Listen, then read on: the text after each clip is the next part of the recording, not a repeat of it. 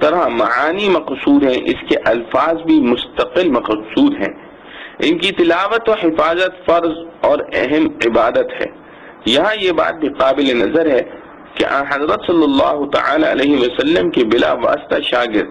اور مخاطب خاص وہ حضرات تھے جو عربی زبان کے نہ صرف جاننے والے بلکہ اس کے فصیح و بلیغ خطیب اور شاعر بھی تھے۔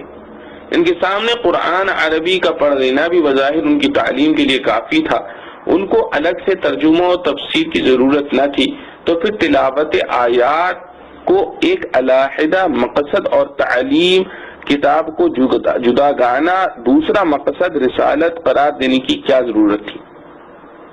جبکہ عمل کے اعتبار سے یہ دونوں مقصد ایک ہی ہو جاتے ہیں۔ اس میں غور کیا جائے تو دو اہم نتیجے آپ کے سامنے آئیں گے۔ اول یہ کہ قرآن کریم دوسری کتابوں کی طرح ایک کتاب نہیں جس میں صرف معانی مقصود ہوتے ہیں، الفاظ ایک ثانوی حیثیت رکھتے ہیں۔ ان میں اگر معمولی تغیر و تبدل بھی ہو جائے تو کوئی حرج نہیں سمجھا جاتا۔ ان کے الفاظ بغیر معنی سمجھے ہوئے پڑھتے رہنا بالکل لغو و فضول ہے، بلکہ قرآن کریم کے جس طرح معانی مقصود ہیں اسی طرح الفاظ بھی مقصود ہیں، اور الفاظ قرآن کے ساتھ خاص احکام شریعہ بھی متعلق ہیں۔ یہی وجہ ہے کہ اصول فقہ میں قرآن کریم کی یہ تعریف کی گئی ہے کہ هو النظم والمعنی جمیعا، یعنی قرآن نام ہے الفاظ اور معنی دونوں کا، جس سے معلوم ہوا کہ اگر معنی قرآن کو الفاظ قرآن کے علاوہ دوسرے الفاظ یا دوسری زبان میں لکھا جائے تو وہ قرآن کہلانے کا مستحق نہیں، اگرچہ مضامین بالکل صحیح درست ہی ہوں۔ ان مضامین قرآنیہ کو بدلے ہوئے الفاظ میں اگر کوئی شخص نماز میں پڑھ لے تو نماز ادا نہ ہوگی۔ اسی طرح وہ تمام احکام جو قرآن سے متعلق ہیں اس پر عائد نہیں ہوں گے۔ قرآن کریم کی تلاوت کا جو ثواب احادیث صحیحہ میں وارد ہے وہ بدلی ہوئی زبان یا بدلے ہوئے الفاظ پر مرتب نہیں ہوگا، اور اسی لیے فقہائے امت نے قرآن کریم کا صرف ترجمہ بلا متن قرآن کے لکھنے اور چھاپنے کو ممنوع فرمایا ہے، جس کو عرف میں اردو کا قرآن یا انگریزی کا قرآن کہہ دیا جاتا ہے، کیونکہ در حقیقت جو قرآن اردو یا انگریزی میں نقل کیا گیا ہے وہ قرآن کہلانے کا مستحق نہیں۔ خلاصہ یہ ہے کہ اس آیت میں رسول اللہ صلی اللہ علیہ وسلم کے فرائض منصبی میں تعلیم کتاب سے علیحدہ تلاوت آیات کو جداگانہ فرض قرار دے کر اس کی طرف اشارہ کر دیا کہ قرآن کریم میں جس طرح اس کے معانی مقصود ہیں اسی طرح اس کے الفاظ بھی مقصود ہیں، کیونکہ تلاوت الفاظ کی ہوتی ہے معنی کی نہیں۔ اسی لیے جس طرح رسول کے فرائض میں معانی کی تعلیم داخل ہے اسی طرح الفاظ کی تلاوت اور حفاظت بھی ایک مستقل فرض ہے۔ اس میں شبہ نہیں کہ قرآن کریم کے نزول کا اصل مقصد اس کے بتائے ہوئے نظام زندگی پر عمل کرنا اور اس کی تعلیمات کو سمجھنا اور سمجھانا ہے۔ محض اس کے الفاظ رٹ لینے پر قناعت کر کے بیٹھ جانا قرآن کریم کی حقیقت سے بے خبری اور اس کی بے قدری ہے۔ قرآن کریم کے الفاظ اگر بے سمجھے بھی پڑھے جائیں تو بیکار نہیں بلکہ موجب ثواب عظیم ہے، لیکن اس کے ساتھ یہ کہنا کسی طرح صحیح نہیں کہ جب تک قرآن کریم کے الفاظ کے معنی نہ سمجھے طوطے کی طرح اس کے الفاظ پڑھنا فضول ہے۔ یہ میں اس لیے واضح کر رہا ہوں کہ آج کل بہت سے حضرات قرآن کریم کو دوسری کتابوں پر قیاس کر کے یہ سمجھتے ہیں کہ جب تک کسی کتاب کے معنی نہ سمجھیں اس کے الفاظ کا پڑھنا پڑھانا وقت ضائع کرنا ہے، مگر قرآن کریم میں ان کا یہ خیال صحیح نہیں ہے، کیونکہ قرآن الفاظ اور معنی دونوں کا نام ہے۔ جس طرح ان کے معنی کا سمجھنا اور اس کے دیے ہوئے احکام پر عمل کرنا فرض اور اعلیٰ عبادت ہے، اسی طرح اس کے الفاظ کی تلاوت بھی ایک مستقل عبادت اور ثواب عظیم ہے۔ دوسرا مقصد تعلیم کتاب۔ یہی وجہ ہے کہ رسول کریم صلی اللہ علیہ وسلم اور صحابہ کرام رضوان اللہ علیہم اجمعین جو معانی قرآن کو سب سے زیادہ جاننے والے اور سمجھنے والے تھے، انہوں نے محض معانی سمجھ لینے اور عمل کر لینے کو کافی نہ سمجھا۔ سمجھنے اور عمل کرنے کے لیے تو ایک مرتبہ پڑھ لینا کافی ہوتا۔ انہوں نے ساری عمر تلاوت قرآن کو حرز جہاں بنائے رکھا۔ بعض صحابہ رضوان اللہ علیہم اجمعین روزانہ ایک قرآن مجید ختم کرتے تھے،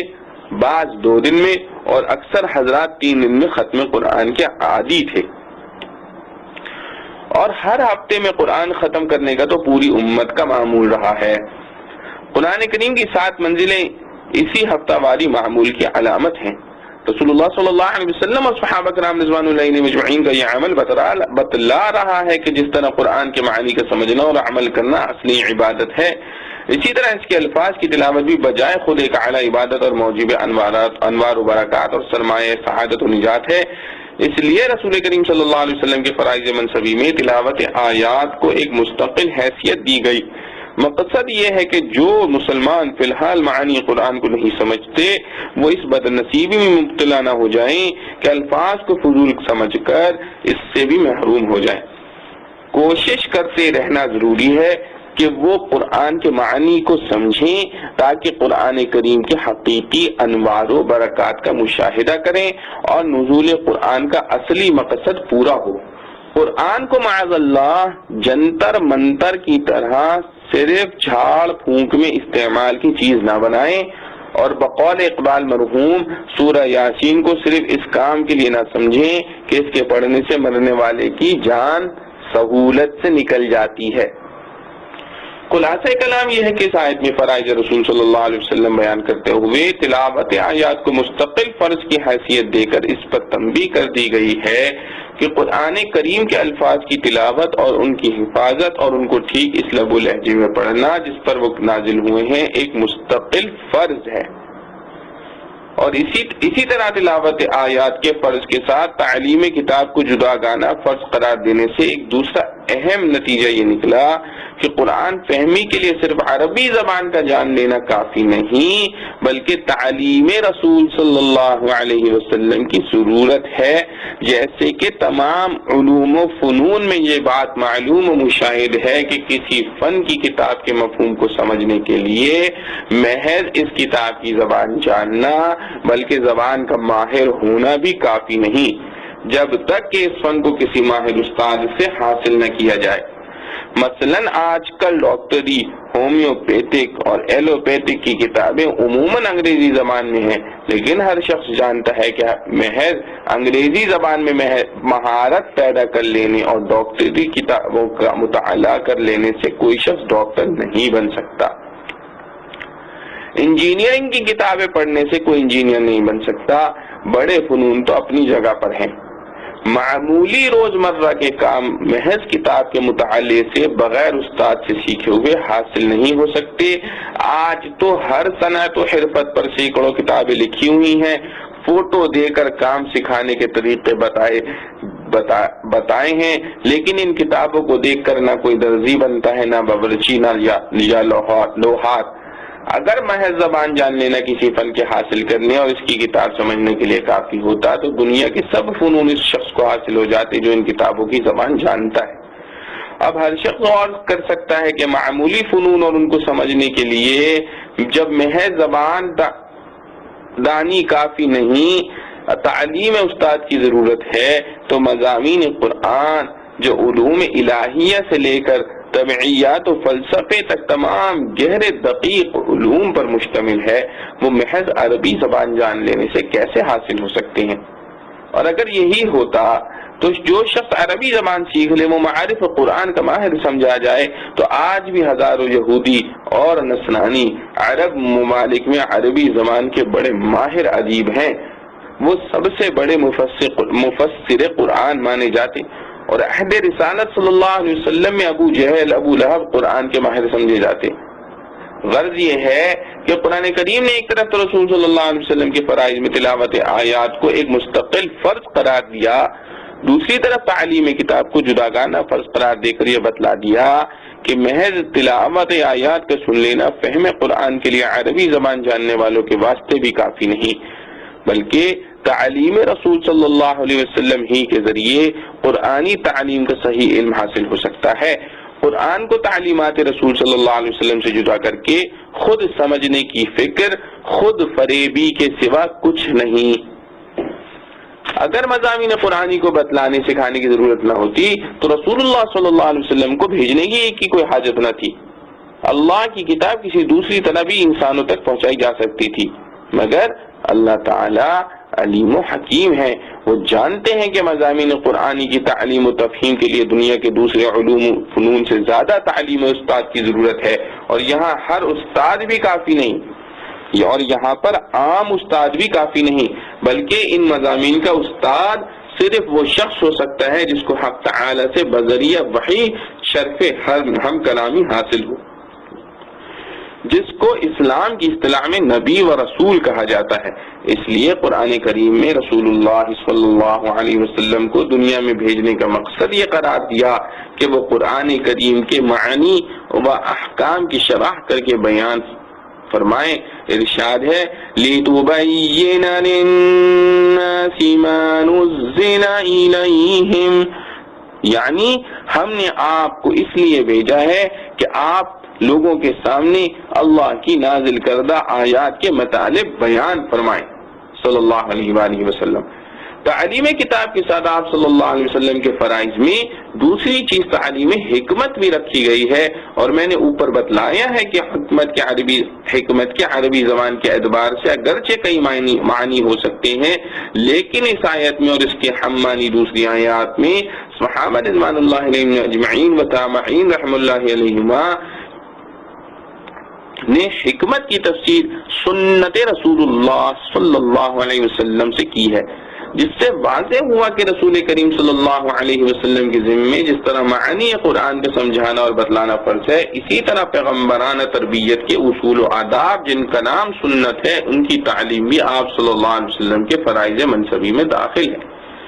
اور اسی لیے حضرت صلی اللہ علیہ وسلم نے فرمایا کہ انما بعثت معلما، میں تو معلم بنا کر بھیجا گیا ہوں، اور یہ ظاہر ہے کہ جب آپ صلی اللہ علیہ وسلم کا مقصد وجود معلم ہونا ہے تو آپ صلی اللہ علیہ وسلم کی امت کا مقصد وجود متعلم اور طالب علم ہونا لازم ہو گیا۔ اس لیے ہر مسلمان مرد و عورت بحیثیت مسلمان ہونے کے ایک طالب علم ہونا چاہیے جس کو تعلیمات رسول کریم صلی اللہ تعالی علیہ وسلم کی لگن ہو۔ اگر علوم قرآن و سنت کی مکمل تحصیل اور اس میں مہارت کے لیے ہمت و فرصت نہیں ہے تو کم از کم بقدر ضرورت علم حاصل کرنے کی فکر چاہیے۔ تیسرا مقصد تزکیہ، تیسرا فرض حضرت صلی اللہ تعالی علیہ وسلم کے فرائض منصبی میں تزکیہ ہے، جس کے معنی ہے ظاہر و باطنی نجاسات سے پاک کرنا۔ ظاہری نجاسات سے تو عام مسلمان واقف ہیں، باطنی نجاسات کفر اور شرک، غیر اللہ پر اعتماد کلی اور اعتقاد فاسد، نیز تکبر و حسد، بغض، حب دنیا وغیرہ ہیں۔ اگرچہ علمی طور پر قرآن و سنت کی تعلیم میں ان سب چیزوں کا بیان آ گیا ہے، لیکن تزکیے کو آپ صلی اللہ علیہ وآلہ وسلم کا جداگانہ فرض قرار دے کر اس کی طرف اشارہ کر دیا گیا کہ جس طرح محض الفاظ کے سمجھنے سے کوئی فن حاصل نہیں ہوتا، اسی طرح نظری و علمی طور پر فن حاصل ہو جانے سے اس کا استعمال اور کمال حاصل نہیں ہوتا۔ جس طرح محض الفاظ کے سمجھنے سے کوئی فن حاصل نہیں ہوتا، اسی طرح نظری و علمی طور پر فن حاصل ہو جانے سے اس کا استعمال اور کمال حاصل نہیں ہوتا۔ جب تک کسی مربی کے زیر نظر اس کی مشق کر کے عادت نہ ڈالے۔ سلوک و تصوف میں کسی شیخ کامل کی تربیت کا یہی مقام ہے کہ قرآن و سنت میں جن احکام کو عملی طور پر بتلایا گیا ہے ان کو عملی طور پر عادت ڈالی جائے۔ ہدایت و اصلاح کے دو سلسلے، کتاب اللہ اور رجال اللہ۔ ہدایت و اصلاح کے دو سلسلے، کتاب اللہ اور رجال اللہ۔ اب اس سلسلے کی دو باتیں اور قابل نظر ہیں۔ اول یہ کہ اللہ جل شأنہ نے ابتدائے آفرینش سے انسانوں کی ہدایت اور اصلاح کے لیے ہمیشہ ہر زمانے میں خاتم الانبیاء صلی اللہ تعالی علیہ وسلم تک دو سلسلے جاری رکھے ہیں، ایک آسمانی کتابوں کا، دوسرے اس کی تعلیم دینے والے رسولوں کا۔ جس طرح محض کتاب نازل فرما دینے کو کافی نہیں سمجھا، اسی طرح محض رسولوں کے بھیجنے پر بھی اکتفا نہیں فرمایا، بلکہ دونوں سلسلے برابر جاری رکھے۔ اللہ جل شأنہ کی اس عادت اور قرآن کریم کی شہادت نے قوموں کی صلاح و فلاح کے لیے ان دونوں سلسلوں کو یکساں طور پر جاری فرما کر ایک بڑے علم کا دروازہ کھول دیا کہ انسان کی صحیح تعلیم و تربیت کے لیے نہ صرف کتاب کافی ہے نہ کوئی مربی انسان، بلکہ ایک طرف آسمانی ہدایات اور الہی قانون کی ضرورت ہے جس کا نام کتاب یا قرآن ہے، دوسری طرف ایک معلم اور مربی انسان کی ضرورت ہے جو اپنی تعلیم و تربیت سے عام انسان کو آسمانی ہدایات سے روشناس کر کے ان کا خوگر بنائے، کیونکہ انسان کا اصلی معلم انسان ہی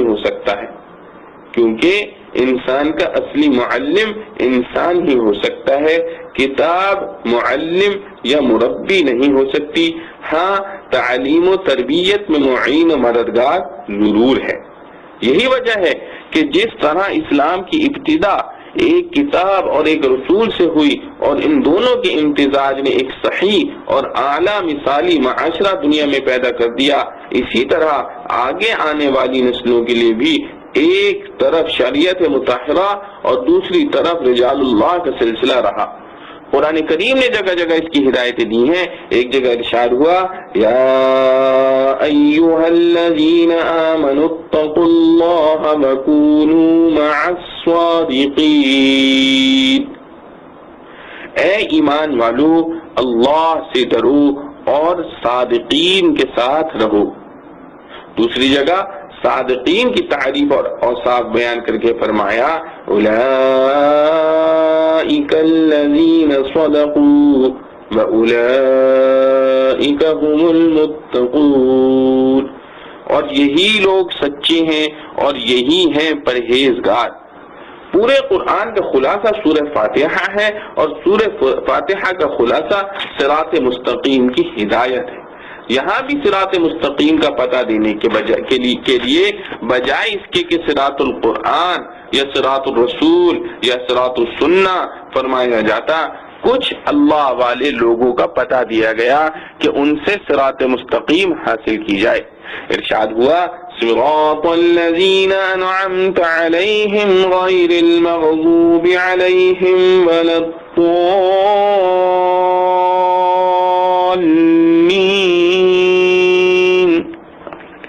یعنی صراط مستقیم ان لوگوں کا راستہ ہے جن پر اللہ تعالی کا انعام ہوا ہے، نہ کہ ان لوگوں کا جو گمراہ ہو گئے۔ دوسری ان کی جگہ ان کی مزید تعیین اور توضیح قرآن میں وارد ہوئی جن پر اللہ تعالیٰ کا انعام ہے فَأُولَئِكَ مَعَ الَّذِينَ أَنْعَمَ اللَّهُ عَلَيْهِمْ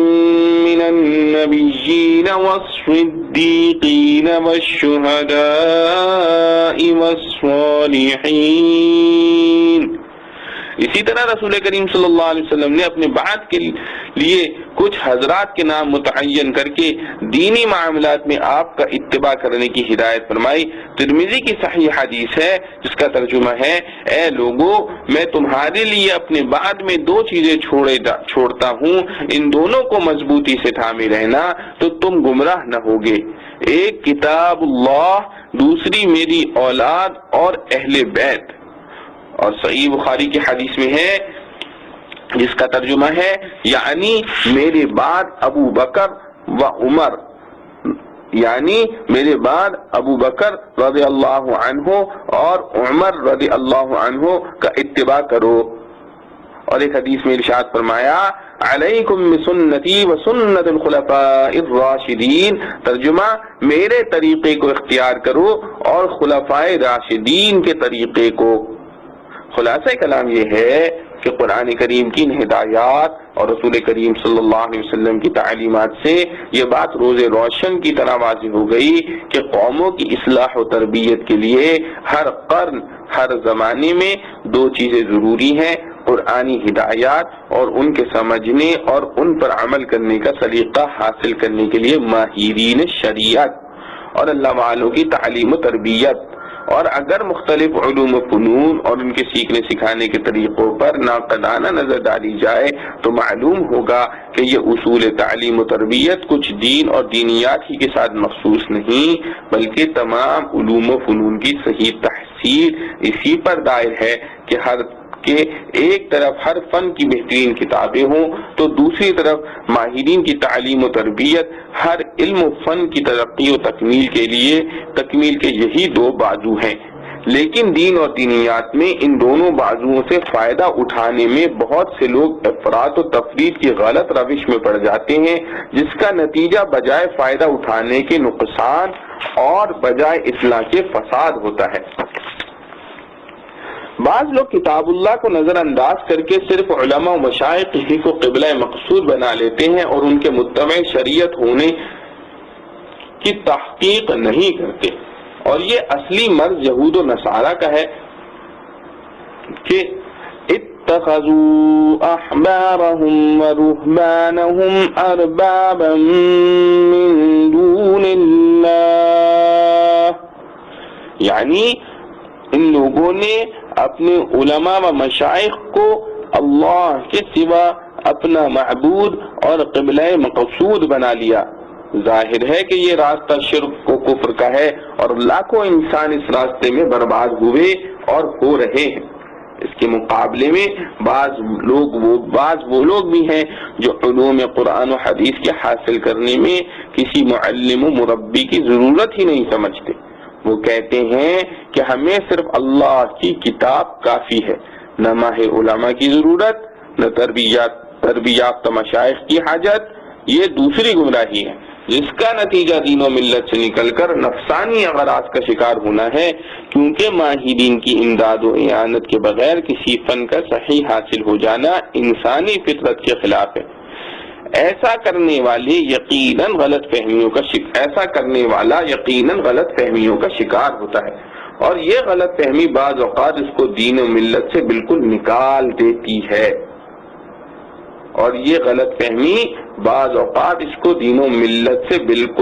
دیتی ہے۔ اس لیے ضرورت اس کی ہے کہ ان دو چیزوں کو اپنے اپنے مقامات اور حدود میں رکھ کر ان سے فائدہ اٹھایا جائے۔ یہ سمجھا جائے کہ حکم اصلی صرف ایک وحدہ لا شریک لہ کا ہے اور اطاعت اصل میں اسی کی ہے۔ رسول صلی اللہ علیہ وسلم بھی اس پر عمل کرنے اور کرانے کا ایک ذریعہ ہے۔ رسول صلی اللہ علیہ وسلم کی اطاعت بھی محض اسی نظر سے کی جاتی ہے کہ وہ بعینہ ہی اللہ جل شأنہ کی اطاعت ہے۔ ہاں، اس کے ساتھ قرآن و حدیث کے سمجھنے میں اور ان کے احکام پر عمل کرنے میں جو علمی اور عملی مشکلات سامنے آئیں، اس کے لیے ماہرین کے قول و فعل سے امداد دینے کو سرمایہ سعادت و نجات سمجھنا ضروری ہے۔ آیت مذکورہ میں رسول مقبول صلی اللہ علیہ وسلم کے فرائض منصبی میں تعلیم کتاب کو داخل فرمانے سے ایک دوسرا فائدہ یہ بھی حاصل ہوتا ہے کہ جب قرآن فہمی کے لیے تعلیم رسول صلی اللہ علیہ وسلم ضروری ہے اور اس کے بغیر قرآن پر صحیح عمل ناممکن ہے، تو جس طرح قرآن قیامت تک محفوظ ہے اس کا ایک ایک زیر و زبر محفوظ ہے۔ ضروری ہے کہ تعلیمات رسول صلی اللہ علیہ وسلم بھی مجموعی حیثیت سے قیامت تک باقی اور محفوظ رہیں، ورنہ محض الفاظ قرآن کے محفوظ رہنے سے نزول قرآن کا اصلی مقصد پورا نہ ہوگا۔ اور یہ بھی ظاہر ہے کہ تعلیمات رسول صلی اللہ علیہ وسلم وہی ہیں جس کو سنت یا حدیث رسول صلی اللہ علیہ وسلم کہا جاتا ہے۔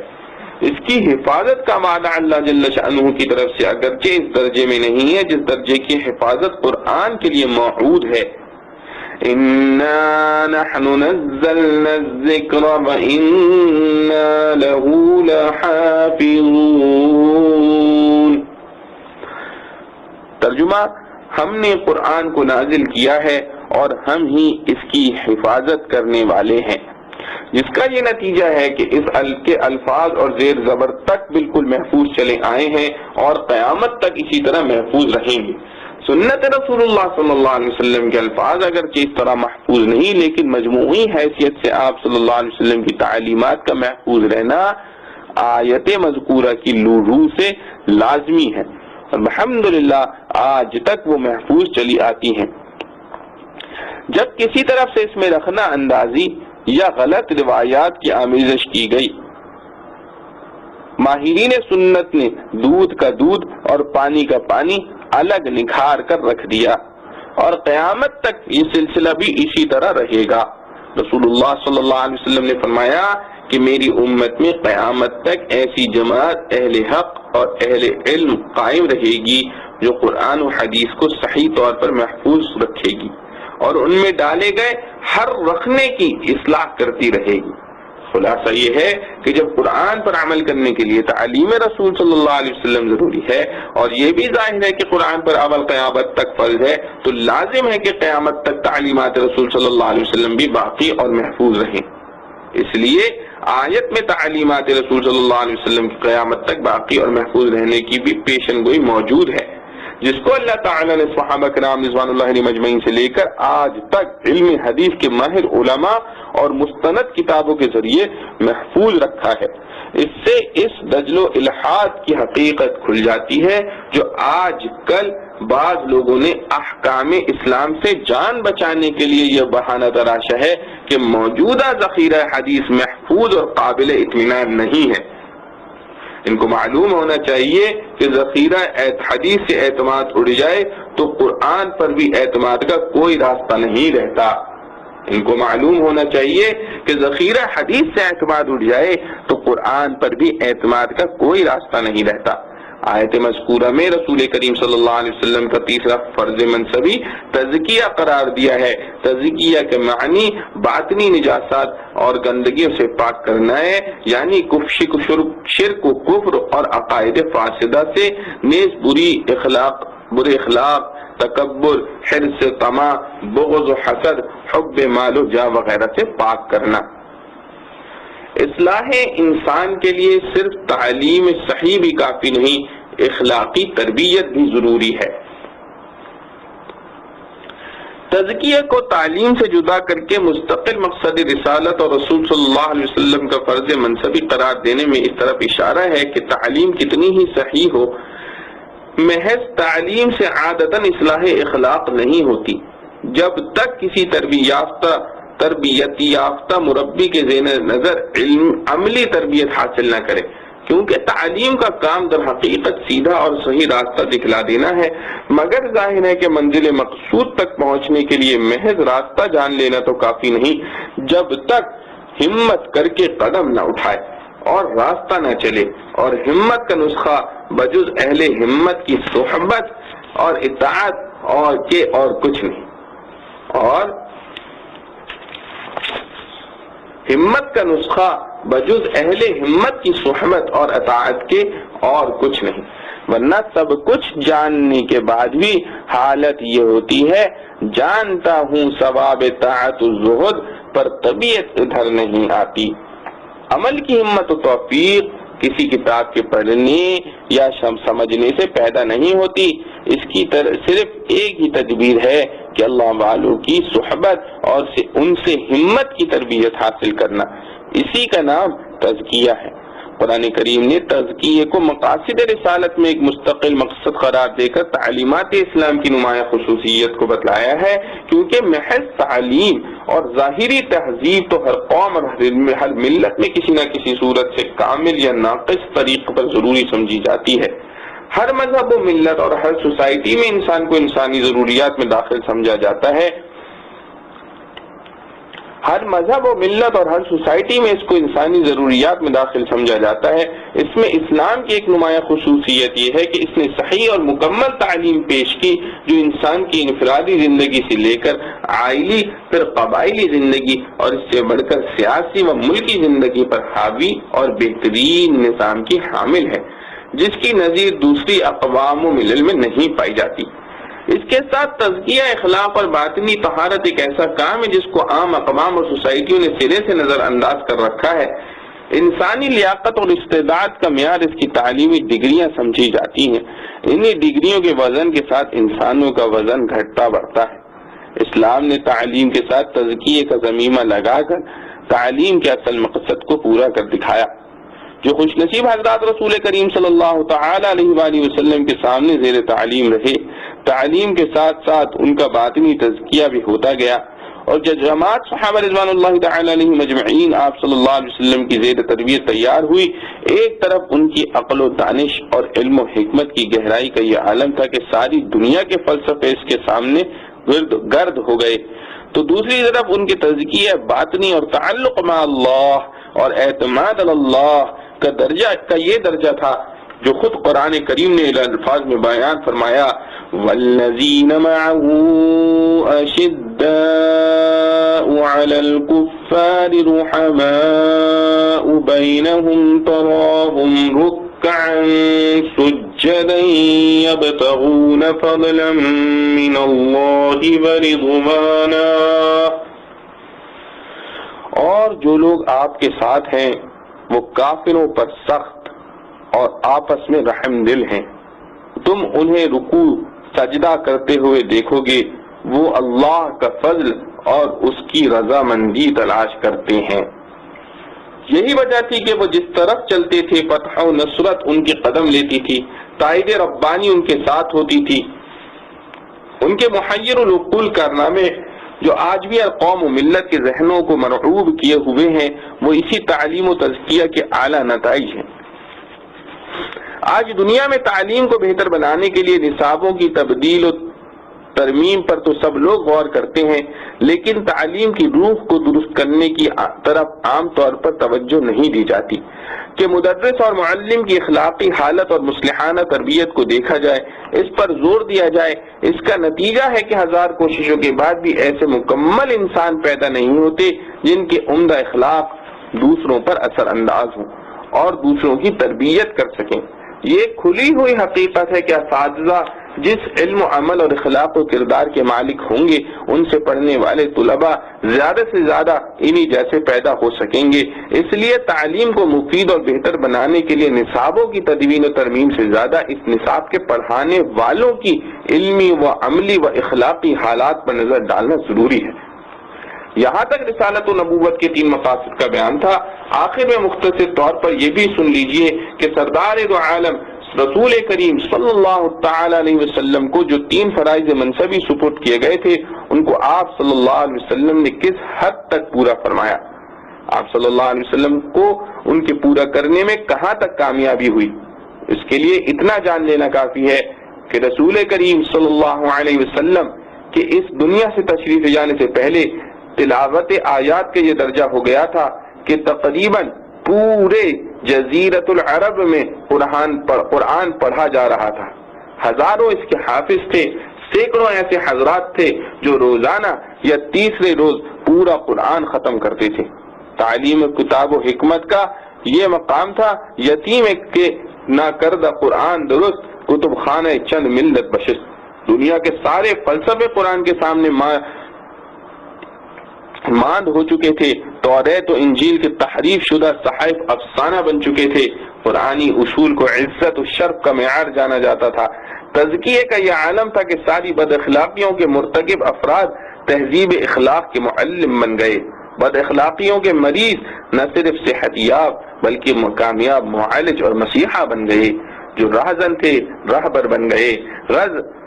بت پرست لوگ ایثار و ہمدردی کے مجسمے بن گئے۔ تنخوئی اور جنگجوئی کی جگہ نرمی اور صلح جوئی نظر آنے لگی۔ چور اور ڈاکو لوگوں کے اموال کے محافظ بن گئے۔ الغرض حضرت خلیل اللہ علیہ السلام نے جن مقاصد کے لیے دعا فرمائی اور رسول کریم صلی اللہ علیہ وسلم کو ان کی تکمیل کے لیے بھیجا گیا تھا،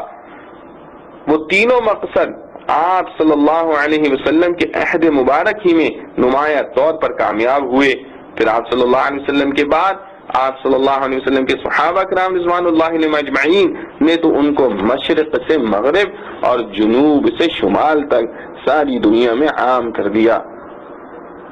فصلی اللہ علیہ وعلى آله وأصحابه أجمعين وسلم تسليما كثيرا بعد ومن صلى وصام وقعد وقام وآخر دعوانا الحمد لله رب العالمين. أعوذ بالله من الشيطان الرجيم. بسم الله الرحمن الرحيم. ومن يرغب عن ملة إبراهيم إلا من سفه نفسه ولقد اصطفيناه في الدنيا وإنه في الآخرة لمن الصالحين. إذ قال له ربه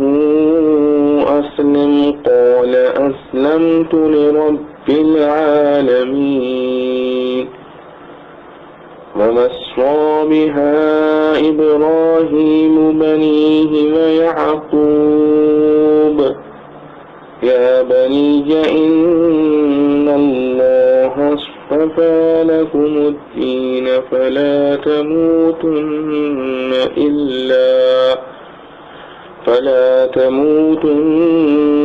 إلا وأنتم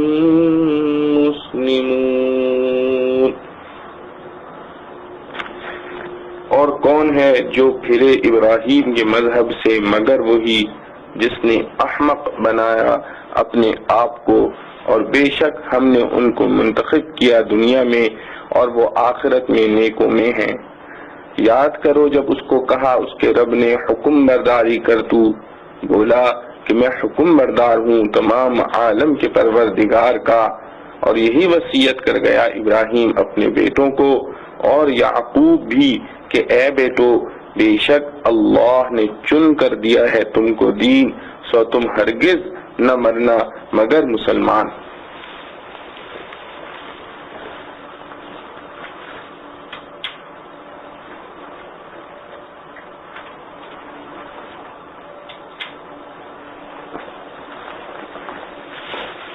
حل لغات۔ سفیہ نفسہ، صفا بمعنی جہل۔ ترجمہ شیخ الہند رحمت اللہ علیہ۔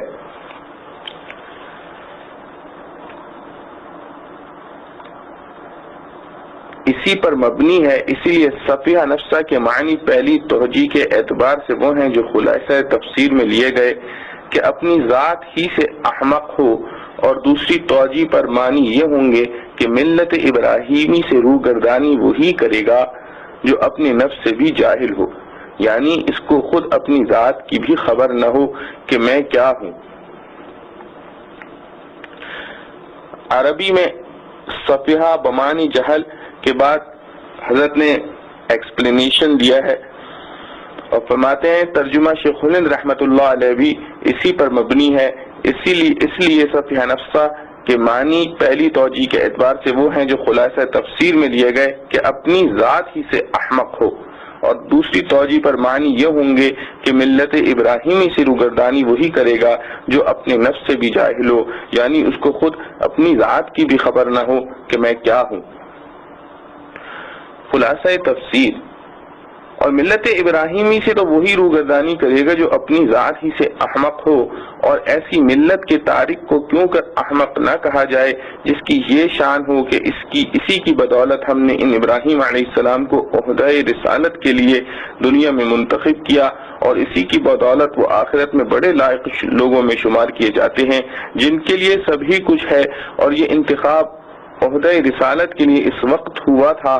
جبکہ ان سے ان کے پروردگار نے بطور الہام کے فرمایا کہ تم حق تعالی کی اطاعت اختیار کرو۔ انہوں نے عرض کیا کہ میں نے اطاعت اختیار کی رب العالمین کی، بس اسی اطاعت کی اختیار کرنے پر ہم نے ان کو شرف نبوت دے دیا، خواہ اسی وقت ہو یا بعد چندے، اور اسی ملت موصوفہ پر قائم رہنے کا حکم کر گئے ابراہیم علیہ السلام اپنے بیٹوں کو، اور اسی طرح یعقوب علیہ السلام بھی اپنے بیٹوں کو، جس کا یہ مضمون تھا کہ میرے بیٹو اللہ تعالی نے اس دین اسلام و اطاعت حق کو تمہارے لیے منتخب فرمایا ہے، سو تم دم مرگ تک اسی کو مت چھوڑنا اور بجز اسلام کے اور کسی حالت پر جان مت دینا۔ معارف و مسائل۔ سابقہ آیات میں ملت ابراہیمی کے بنیادی اصول اور ان کے اتباع کی تاکید اور ان سے انحراف کی خرابی کا بیان ہے، جس میں یہود و نصارہ کے اتباع ملت ابراہیمی کے متعلق دعووں کی تردید اور صرف ملت اسلام کا ملت ابراہیمی کے مطابق ہونا اور دین اسلام کی حقیقت اور یہ کہ وہ تمام انبیاء علیہ السلام کا مشترکہ دین ہے ذکر کیا گیا ہے۔ مذکورہ آیات میں انبیاء علیہ السلام کا اپنی اولاد کی دینی اور روحانی تربیت کی طرف خاص توجہ اور اہتمام کرنا مذکور ہے۔ پہلی آیت میں ملت ابراہیمی کی فضیلت اور اسی کی وجہ سے حضرت ابراہیم علیہ السلام کا دنیا و آخرت میں شرف اور بزرگی بتلا کر ان کی ملت سے انحراف کرنے کو احمقانہ کام بتلایا گیا ہے۔ ارشاد ہے وَمَن يَرْغَبُ عَن مِّلَّةِ إِبْرَاهِيمَ إِلَّا مَن صَفِحَ نَفْسَهُ، یعنی ملت ابراہیمی سے روگردانی صرف وہی شخص کر سکتا ہے جس میں ذرا عقل نہ ہو، کیونکہ یہ ملت عین دین فطرت ہے اور کوئی سلیم الفطرت انسان اس سے انکار نہیں کر سکتا۔ آگے اس کی وجہ بیان فرمائی کہ اس ملت کا شرف اور فضیلت اس سے ظاہر ہے کہ اللہ جل شأنہ نے اسی ملت کی وجہ سے حضرت ابراہیم علیہ السلام کو دنیا میں عزت و بزرگی عطا فرمائی اور آخرت میں بھی۔ دنیا کی عزت و بزرگی کا مشاہدہ تو ساری دنیا نے کر لیا کہ نمرود جیسا صاحب اقتدار بادشاہ اور اس کی قوم اس اکیلے بزرگ کے خلاف کھڑی ہوئی اور اپنے اقتدار کے سارے عوامل ان کے خلاف استعمال کر لیے، آخر میں آگ کے ایک بڑے انبار میں ان کو ڈال دیا گیا، مگر دنیا کے سارے عناصر اور ان کی طاقتیں جس قدرت والے کے تابع فرمان ہیں اس نے سارے نمرودی منصوبوں کو خاک میں ملا دیا، آگ ہی کو اپنے خلیل علیہ السلام کے لیے گلزار بنا دیا اور دنیا کی ساری قومیں ان کا لوہا ماننے پر مجبور ہو گئیں۔ دنیا کے سارے مومن اور کافر یہاں تک کہ بت پرست بھی اس بت شکن کی عزت کرتے چلے آئے۔ مشرکین عرب بہرحال اولاد ابراہیم علیہ السلام تھے، بت پرستی کے باوجود حضرت ابراہیم علیہ السلام کی عزت و عظمت پر جان دیتے تھے اور انہی کی ملت کی اتباع کا دعویٰ کرتے تھے، اور ملت ابراہیمی کے مٹے مٹے کچھ اثرات ان کے عمل میں بھی موجود تھے۔ حج و عمرہ و قربانی، مہمان نوازی انہی کے باقیات صالحات تھے، اگرچہ جہالت نے ان کو بھی مسخ کر دیا تھا، اور یہ نتیجہ خداوندی انعام کا ہے جس کی روح سے خلیل اللہ علیہ السلام کو امام الناس کا خطاب دیا گیا تھا۔ انی جاعلک للناس اماما، ابراہیم اور ملت ابراہیم علیہ السلام کے قہری غلبے کے علاوہ اس کی مقبولیت اور فطرت انسانی کے عین مطابق ہونا بھی دنیا کے سامنے آ چکا تھا، اور جس میں کچھ بھی عقل و فہم تھی وہ اس ملت کے سامنے جھک گیا تھا۔ یہ تو ابراہیم علیہ السلام کی دنیاوی شرف و بزرگی کا ذکر تھا، آخرت کا معاملہ جو ابھی سامنے نہیں، اس میں حضرت ابراہیم علیہ السلام کا مقام قرآن کی اس آیت نے واضح کر دیا کہ جس طرح اللہ تعالی جل شأنہ نے ان کو دنیا میں عزت و فضیلت عطا فرمائی، اسی طرح آخرت میں بھی ان کے درجات عالیہ مقرر ہیں۔ ملت ابراہیمی کا بنیادی اصول یعنی اطاعت حق ہے اور وہ صرف اسلام میں منحصر ہے۔ اس کے بعد دوسری آیت میں ملت ابراہیمی کے بنیادی اصول بتلائے گئے۔ ارشاد ہوا اذ قال له ربه اسلم قال اسلمت لرب العالمین، یعنی جب فرمایا ابراہیم علیہ السلام نے ان کے رب سے، جب فرمایا ابراہیم علیہ السلام سے ان کے رب نے کہ اطاعت اختیار کرو، تو انہوں نے عرض کیا کہ میں نے اطاعت اختیار کی رب العالمین کی۔ اس طرز بیان میں یہ بات بھی قابل نظر ہے کہ اللہ جل شأنہ کے خطاب اسلم کا جواب بظاہر خطاب ہی کے انداز میں یہ ہونا چاہیے کہ اسلمت لک، یعنی میں نے آپ کی اطاعت اختیار کر لی، مگر حضرت خلیل اللہ علیہ السلام نے اس طرز خطاب کو چھوڑ کر یوں عرض کیا کہ اسلمت لرب العالمین، یعنی میں نے پروردگار عالم کی اطاعت اختیار کر لی۔ ایک تو اس میں رعایت ادب کے ساتھ اور حق جل وعلا شأنہ کی حمد و ثنا شامل ہو گئی جس کا مقام تھا، دوسرے اس کا اظہار ہو گیا کہ میں نے جو طاعت اختیار کی وہ کسی پر احسان نہیں کیا بلکہ میرے لیے اس کا کرنا ہی ناگزیر تھا، کیونکہ وہ رب العالمین یعنی سارے جہاں کا پروردگار ہے۔ سارے جہاں اور جہاں والوں کو اس کی اطاعت کے سوا کوئی چارہ کار نہیں۔ جس نے اطاعت اختیار کی اس نے اپنا فرض ادا کر کے اپنا نفع حاصل کیا۔ اس میں یہ بھی معلوم ہو گیا کہ ملت ابراہیمی کا بنیادی اصول اور پوری حقیقت ایک لفظ اسلام میں مضمر ہے، جس کے معنی ہے اطاعت حق، اور یہی خلاصہ ہے ابراہیم علیہ السلام کے مذہب و مسلک کا، اور یہی حاصل ہے ان امتحانات کا جن سے گزر کر اللہ تعالی جل شأنہ کا یہ خلیل اپنے مقام عالی تک پہنچا ہے۔ اور اسلام یعنی اطاعت حق ہی وہ چیز ہے جس کے لیے سارا جہاں بنایا گیا۔ اور جس کے لیے انبیاء علیہ السلام بھیجے گئے آسمانی کتابیں نازل کی گئیں۔ اس سے یہ بھی معلوم ہو گیا کہ اسلام ہی تمام انبیاء علیہ السلام کا مشترک دین اور نقطہ وحدت ہے۔ حضرت آدم علیہ السلام سے لے کر خاتم الانبیاء صلی اللہ علیہ وسلم تک ہر آنے والے رسول اور نبی نے اسی کی طرف دعوت دی، اسی پر اپنی امت کو چلایا۔ قرآن کریم نے واضح الفاظ میں فرمایا ان الدین عند اللہ الاسلام، دین تو اللہ کے نزدیک اسلام ہی ہے۔ ومن يبتغ غیر الاسلام دینا فلن يقبل منه، اور جو شخص اللہ کے سوا کوئی دوسرا دین و مذہب اختیار کرے وہ مقبول نہیں۔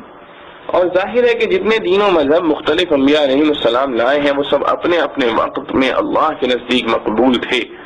اس لیے ضروری ہے کہ وہ سب دین اسلام ہی ہوں، اگرچہ نام ان کا کچھ بھی رکھ دیا جائے، دین موسیٰ و عیسیٰ علیہ السلام کہا جائے یا یہودیت و نصرانیت وغیرہ، مگر حقیقت سب کی اسلام ہے جس کا حاصل اطاعت حق ہے۔ البتہ اس میں ایک خصوصیت ملت ابراہیمی کو حاصل ہے کہ حضرت ابراہیم علیہ السلام نے اپنی ملت کا نام بھی اسلام تجویز کیا اور اپنی امت کو بھی امت مسلمہ کا نام دیا۔ دعا میں عرض کیا ربنا وجعلنا مسلمین لک ومن ذریتنا امة مسلمة لک، اے ہمارے پروردگار بنا دیجئے ہم دونوں ابراہیم و اسماعیل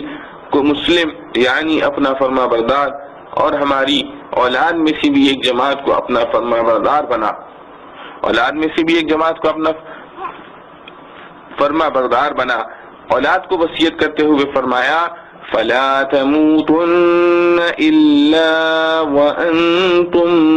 مسلمون، تم بجز مسلم ہونے کے کسی مذہب پر جان نہ دینا۔ حضرت ابراہیم علیہ السلام کے بعد یہ خصوصی امتیاز حضرت ابراہیم علیہ السلام ہی کی تجویز کے مطابق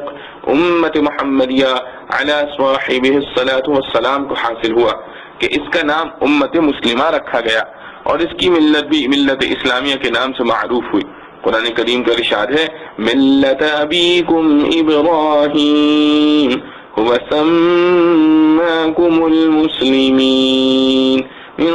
قبل وفی هذا،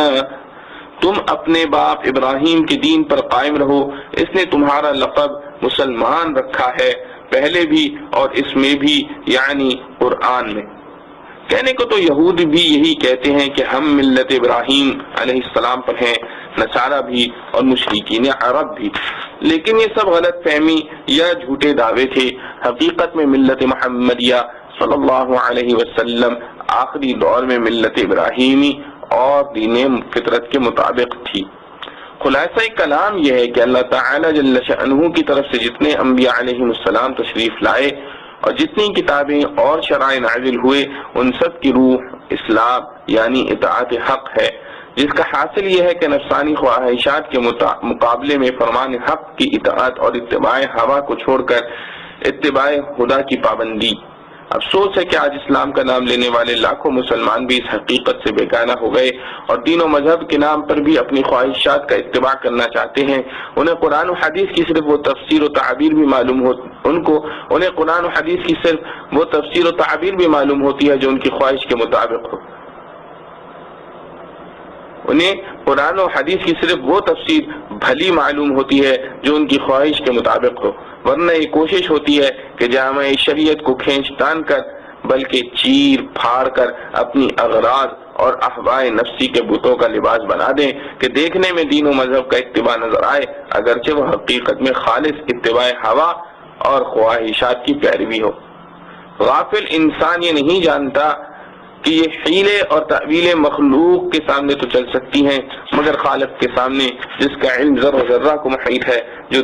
دلوں کے چھپے ہوئے ارادوں بھیدوں کو دیکھتا اور جانتا ہے، اس کے آگے بجز خالص اطاعت کی کوئی چیز کارگر نہیں۔ حقیقی اسلام یہ ہے کہ اپنی اغراض اور خواہشات سے بالکل خالی ذہن ہو کر انسان کو اس کی تلاش ہو کہ حضرت حق تعالی جل شانہ کی رضا کس کام میں ہے اور اس کا فرمان میرے لیے کیا ہے، اور ایک فرما بردار غلام کی طرح گوش بر آواز رہے کہ کس طرف جانے کا اور کس کام کا حکم ہوتا ہے، اور اس کام کو کس انداز سے کیا جائے جس سے وہ مقبول ہو اور میرا مالک راضی ہو، اسی کا نام عبادت و بندگی ہے۔ اسی جذبہ اطاعت و محبت کا کمال انسان کی ترقی کا آخری مقام ہے، جس کو مقام عبدیت کہا جاتا ہے۔ یہی وہ مقام ہے جہاں پہنچ کر حضرت ابراہیم علیہ السلام خلیل اللہ کا خطاب پاتے ہیں اور سید الرسول خاتم الانبیاء صلی اللہ علیہ وسلم کو عبدنا کا خطاب ملتا ہے۔ اسی عبدیت اور اطاعت کے ذریعے، اسی عبدیت اور اطاعت کے ذیلی درجات پر امت کے اولیاء، اقطاب و ابدال کے درجات دائر ہوتے ہیں۔ اسی عبدیت و اطاعت کے ذیلی درجات پر امت کے اولیاء، اقطاب و ابدال کے درجات دائر ہوتے ہیں، اور یہی حقیقی توحید ہے جس کے حاصل ہونے پر انسان کے خوف و امید صرف ایک اللہ جل شأنہ کے ساتھ وابستہ ہو جاتے ہیں۔ غرض اسلام کے معنی اور حقیقت اطاعت حق ہیں، غرض اسلام کے معنی اور حقیقت اطاعت حق ہے، اور اس کا راستہ صرف اتباع سنت رسول اللہ صلی اللہ علیہ وسلم میں منحصر ہے، جس کو قرآن کریم نے واضح الفاظ میں اس طرح ارشاد فرمایا: فَلَا وَرَبِّكَ لَا يُؤْمِنُونَ حَتَّى يُحَكِّمُوكَ فِي مَا شَجَرَ بَيْنَهُمْ ثُمَّ لَا يَجِدُوا فِي أَنفُسِهِمْ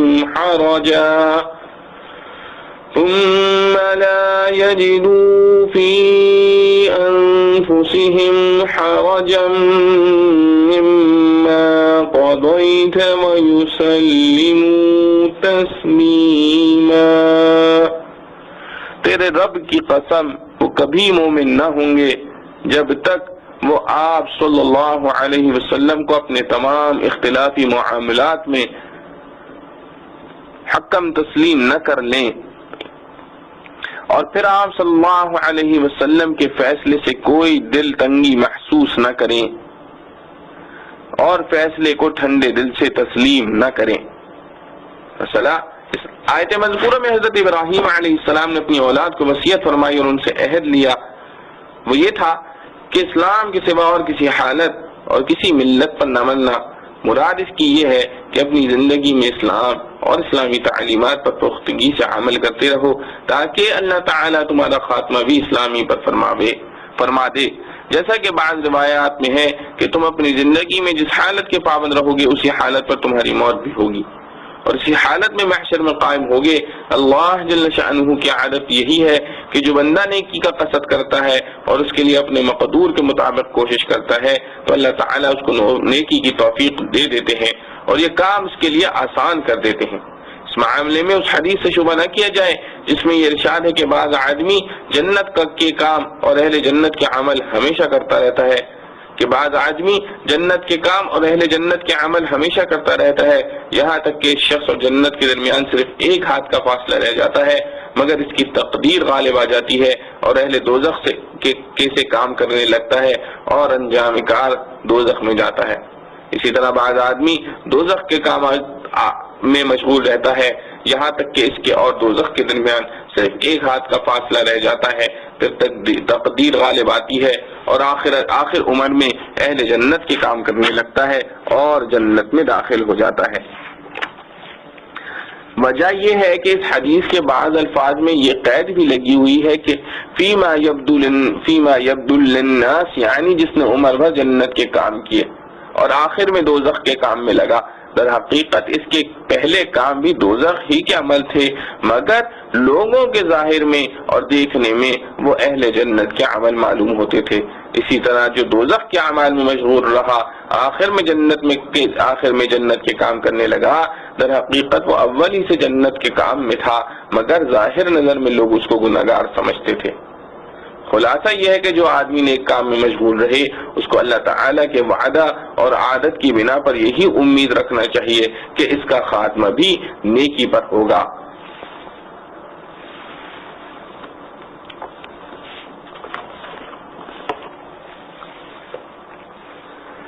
أَمْ كُنْتُمْ شُهَدَاءَ إِذْ حَضَرَ يَعْقُوبَ الْمَوْتُ إِذْ قَالَ لِبَنِيهِ مَا تَعْبُدُونَ مِنْ بَعْدِي قالوا نعبد إلهك وإله آبائك إبراهيم وإسماعيل وإسحاق إلها واحدا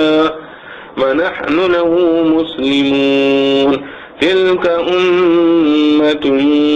قد خلت لها ما كسبت ولكم ما كسبتم ولا تسألون عما كانوا يعملون۔ کیا تم موجود تھے جس وقت قریب آئی یعقوب کے موت، جب کہا اپنے بیٹوں کو تم کس کی عبادت کرو گے میرے بعد؟ بولے ہم بندگی کریں گے تیرے رب کی اور تیرے باپ دادوں کے رب کی، جو کہ ابراہیم اور اسماعیل اور اسحاق ہیں، وہی ایک معبود ہے اور ہم سب اسی کے فرما بردار ہیں۔ وہ ایک جماعت تھی جو گزر چکی، ان کے واسطے ہے جو انہوں نے کیا اور تمہارے واسطے ہے جو تم نے کیا، اور تم سے پوچھ نہیں ان کے کاموں کی۔ خلاصہ تفسیر، کیا تم لوگ کسی معتبر صحیح نقل سے دعویٰ مذکور کرتے ہو یا تم خود اس وقت موجود تھے جس وقت یعقوب علیہ السلام کا آخری وقت آیا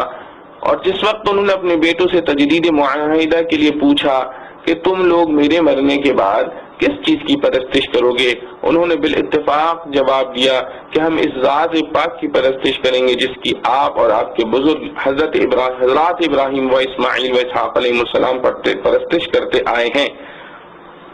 یعنی وہی معبود جو وحدہ لا شریک ہے، اور ہم احکام میں اسی کی اطاعت پر قائم رہیں گے۔